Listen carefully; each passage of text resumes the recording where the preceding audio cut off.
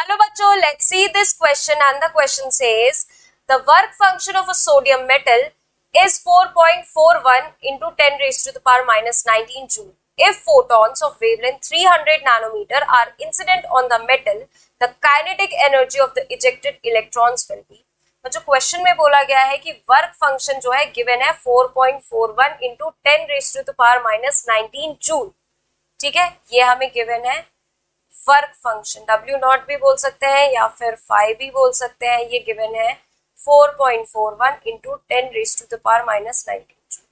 आगे क्या बोला है कि if photons of wavelength 300 nanometer, अगर 300 नैनोमीटर की वेवलेंथ जो है इंसिडेंट होती है मेटल पर, तो काइनेटिक एनर्जी क्या होगी इजेक्टेड इलेक्ट्रॉन्स की. तो हमें पता है कि जितनी लाइट फॉल करती है, जिस वेवलेंथ की फोटोन फॉल करती है, नॉट लाइट, जिस वेवलेंथ की फोटोन यहाँ पर फॉल कर रही है वो इक्वल होती है वर्क फंक्शन के प्लस काइनेटिक एनर्जी के. मतलब जो वेवलेंथ, जिस वेवलेंथ की लाइट फॉल कर रही है वो इक्वल होती है सम के, किसके सम के, कि जितना उसको एनर्जी इलेक्ट्रॉन को मेटल सरफेस से बाहर निकालने के लिए चाहिए, यानी कि एच न्यू नॉट, और बाहर निकालने के बाद जो वो इलेक्ट्रॉन है जो वो वेलोसिटी पकड़ेगा उसके लिए काइनेटिक एनर्जी के लिए चाहिए.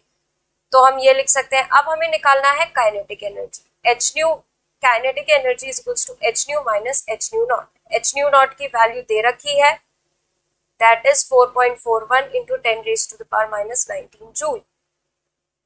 H की वैल्यू क्या है, होती है प्लैंक्स कांस्टेंट है, गिवन भी है 6.63 into 10 raised to the power minus 34 joule second. Frequency को हम लिख सकते हैं c by लैम्डा, जहां पे c होता है वेलोसिटी ऑफ लाइट और लैम्डा होता है वेवलेंथ, जो कि क्वेश्चन में गिवन है. चलिए लिखते हैं आगे. 3 जो स्पीड ऑफ लाइट है या वेलोसिटी ऑफ लाइट है वो लिखी है, गिवन है हमें 3 into 10 raised to the power 8 metre पर सेकेंड. अब वेवलेंथ का क्या होगा, वेवलेंथ की जगह 300 नैनोमीटर है, यानी कि हम लिख सकते हैं 300 into 10 raised to the power minus 9 metre, क्योंकि 1 मीटर में 10 के पावर minus 9 नैनोमीटर होते हैं. ठीक है, minus 4.41 into 10 raised to the power minus 19 joule. ठीक, यहाँ पे आएगा 6.63 into 10 raised 3 into 10 raised to the power minus 34 into 10 raised to the power plus 8.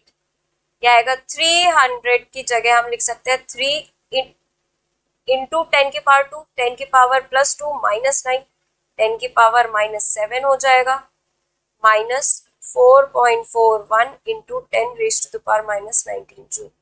आखिर में जो आंसर निकल कर आएगा वो आएगा 6.626 into 10 raised to the power minus 19 joule, क्योंकि 3 से 3 कैंसिल हो जाएगा और इसको पूरे को सॉल्व करेंगे तो 10 raised to the power minus 19 आएगा, minus 4.41 into 10 raised to the power minus 19 joule. But हमें आंसर निकालना है 10 raised to the power minus 21.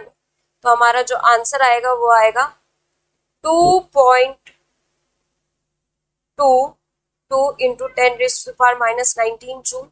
इसको जब हम शिफ्ट करेंगे तो हमारा लगभग 222 के अप्रॉक्स आएगा, 222 into 10 raised to the power minus 21 joule.